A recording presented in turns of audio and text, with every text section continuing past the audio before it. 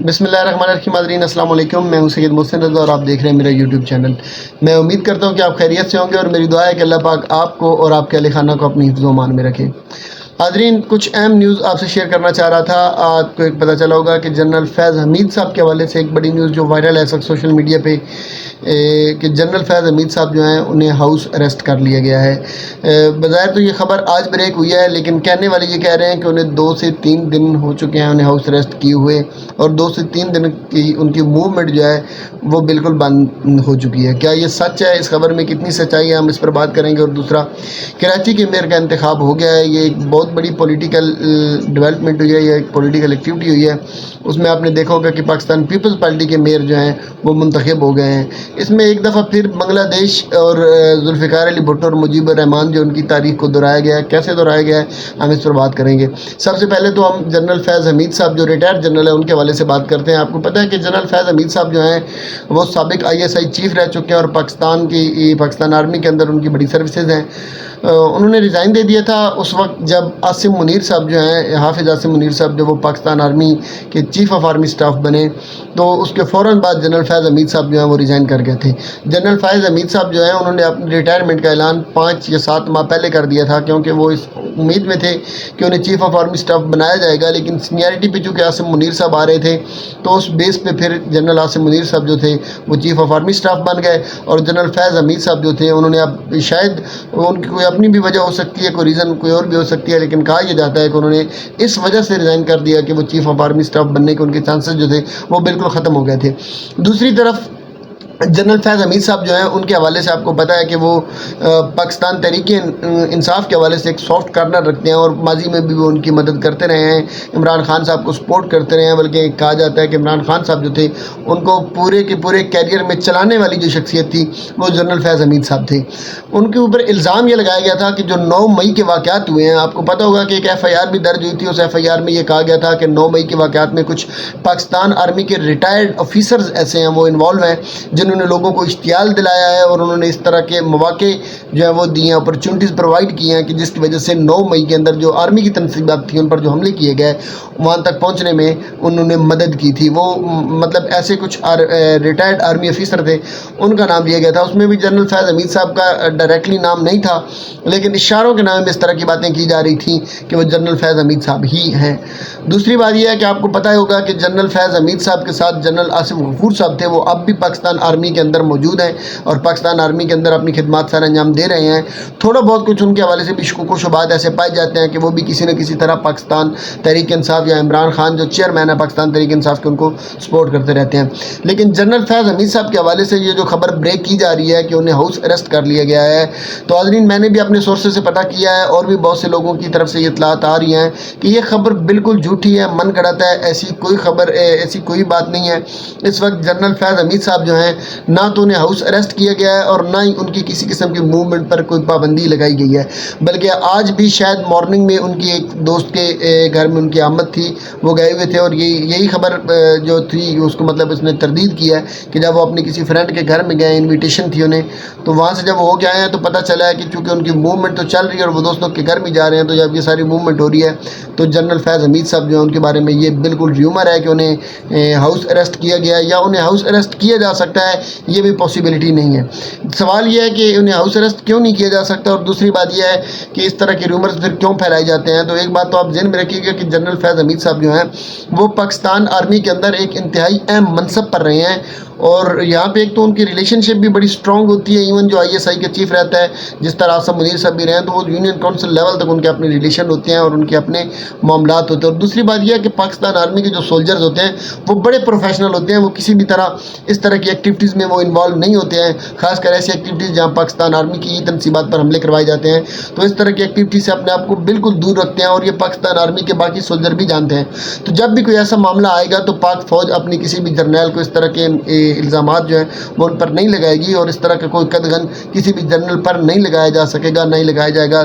تا وقت یہ کہ کوئی ایسا جرنیل یا کوئی ایسا معاملہ نہ ہو کہ کوئی غدار ڈکلیئر نہ ہو جائے، یا کسی بیرونی ایجنسیوں کے ساتھ کسی کے رابطے نہ ہو، یا اس طرح کے کوئی معاملات نہ ہوں۔ ادروائز اس طرح کی کوئی ایکٹیویٹی جو ہے وہ پاکستان آرمی کے کسی بھی ریٹائرڈ جنرل کے خلاف کوئی بھی نہیں کرتا، نہ کی جا سکتی ہے، کیونکہ آرمی کے ہمارے سولجر بڑے پروفیشنل ہوتے ہیں، اور ان کے معاملات جو ہیں وہ کسی بھی سیاسی پارٹی کے لیے یا ان کے جذبات نہیں ہوتے ہیں۔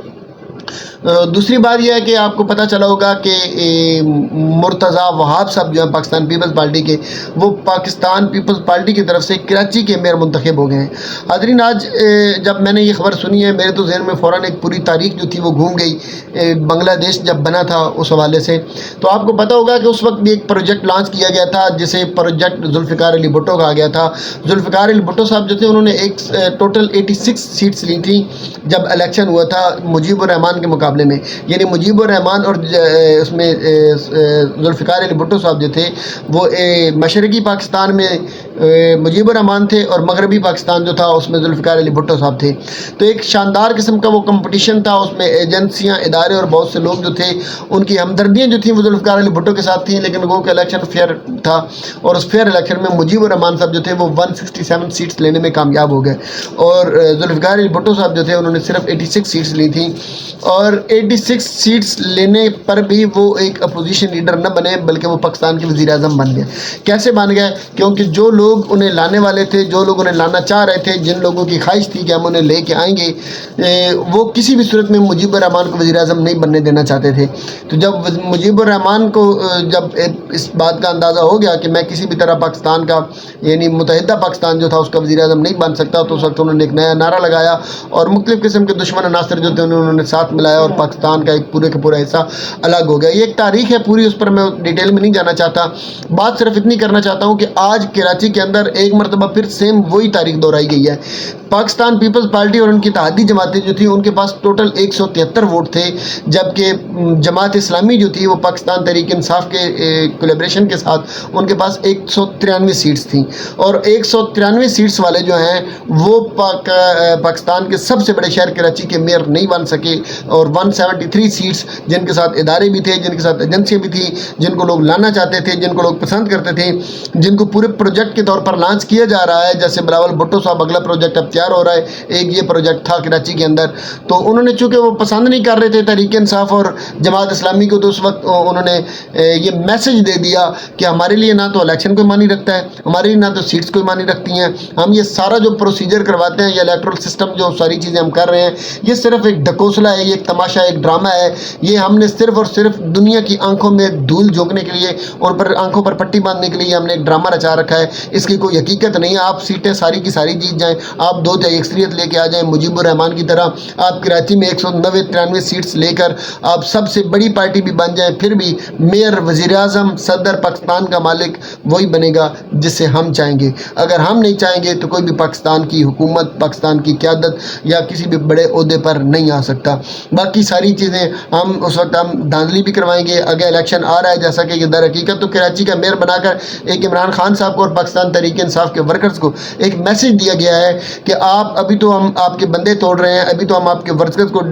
ڈی مورلائز کر رہے ہیں، ابھی تو ہم آپ کے ورکر کے اندر ایک نیا بیانیہ لے کے نفرت پیدا کر رہے ہیں، اس کے بعد ہم الیکشن بھی اناؤنس کریں گے، پھر اس کے بعد ہم آپ کے پولنگ ایجنٹ بھی نہیں بننے دیں گے، ہم آپ کے کیمپ بھی اکھاڑ دیں گے، آپ کے ووٹرز کو ہم کوشش کریں گے، کیونکہ انہوں نے آپ کو پتا ہوگا کہ نادرا کے چیئرمین جو تھے انہیں ہٹا دیا، اپنے بندہ لا رہے ہیں اپنی مرضی کا، تو آپ کے ووٹ بھی ہم ادھر ادھر پھینکوا کے آپ کو ایسا ذلیل کریں گے کہ آپ ووٹ ڈال ہی نہیں سکیں گے۔ اگر اس کے باوجود بھی پھر بھی آپ وہاں تک پہنچ گئے تو ہم آپ کے کیمپ اکھاڑ دیں گے، اگر آپ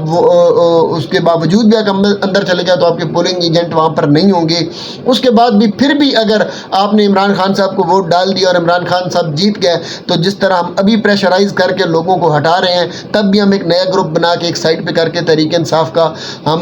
تیا پانچا کر کے رکھ دیں گے، اور اس کے باوجود بھی اگر ہم یہ بھی کامیاب نہ ہو سکے تو پھر بھی یہ آخری میسج کراچی کی ایک ایگزامپل آپ لوگوں کے سامنے ہے کہ پھر بھی آئے گا وہی جسے ہم چاہیں گے، جسے ہماری مرضی ہوگی، بے شک آپ کی سیٹیں زیادہ ہی کیوں نہ ہوں۔ وزیر اعظم اور اقتدار اسی کو ملے گا جسے ہم اقتدار کے قابل سمجھیں گے۔ یہ ایک میسج تھا ہمارے ان لوگوں کی طرف سے جو اس وقت عمران خان کے ساتھ برسر پیکار ہیں، میری مراد یقیناً پی ڈی ایم ہے اور پی ڈی ایم کے وہ عناصر ہیں جو انہیں اندر خانے سپورٹ کر رہے ہیں۔ باقی پاکستان کے حالات جس طرح آپ کے سامنے آپ بھی دیکھ رہے ہیں، ہم بھی دیکھ رہے ہیں، الیکشن آگے کب ہوتے ہیں، معاملات کیا بنتے ہیں، ہو سکتا ہے اس دوران عمران خان صاحب کی اور اداروں کی کوئی ڈیل ہو جائے اور کوئی بڑا ہاتھ عمران خان صاحب کو سپورٹ کرنے کے لیے آ جائے، تو ممکن ہے حالات بدل جائیں، ادروائز اس ملک کا ہم سب کا حامی عناصر صرف اللہ ہی ہو سکتا ہے۔ آگے حالات جو بھی ہوتے ہیں انشاءاللہ میں آپ کو اپڈیٹ کرتا رہوں گا، تب تک اپنا خیال رکھیے گا۔ اللہ تعالیٰ میرا آپ کا ہم سب کا حامی عناصر ہو۔ والسلام۔